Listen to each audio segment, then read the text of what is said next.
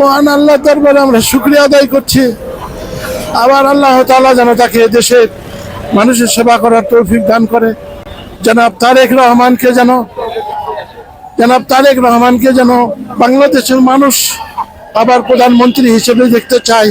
আমরাও বগুড়াবাসী সারা বাংলাদেশের মানুষের কাছে আমি দোয়া চাই, যাতে তারেক রহমানকে আল্লাহ তাআলা সুষ্ঠুভাবে বীরের বেশে বাংলাদেশে নিয়ে এসে প্রধানমন্ত্রীত্ব দায়িত্ব দেন এবং দেশের মানুষের সেবা করেন এবং গণতন্ত্র উদ্ধার করেন এবং দেশের মানুষের মুখে হাসি ফুটান এবং তার যে 31 দফা দাবি সেটা যাতে ঘরে ঘরে পৌঁছে দেওয়ার তৌফিক দান করে, এটাই আল্লাহ রাব্বুল আলামিনের কাছে আমরা বগুড়াবাসী হিসেবে, বগুড়ার মানুষ হিসেবে আমরা দেশবাসীর কাছে আবেদন করব যে আপনারা সবাই তাকে জন্য দোয়া করবেন, তার পরিবারের জন্য দোয়া করবেন।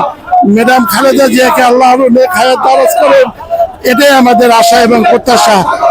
এই বলে দেশবাসীকে শুভেচ্ছা এবং স্বাগত জানাই। এবং ম্যাডাম খালেদা জিয়া আজকে আমাদের মাঝে আসছে, আপনারা সবাই দোয়া করবেন। আসসালামু আলাইকুম। বাংলাদেশ জিন্দাবাদ, শহীদ জিয়া জিন্দাবাদ। এখানে প্রায় 2 ঘন্টা ধরে বসে আছি আমি, 2 ঘন্টা ম্যাডাম খালেদা জিয়াকে দেখার জন্য। আল্লাহ, আমার পরিচয়, আমি মোহাম্মদ ইউসুফ আলী শেখ।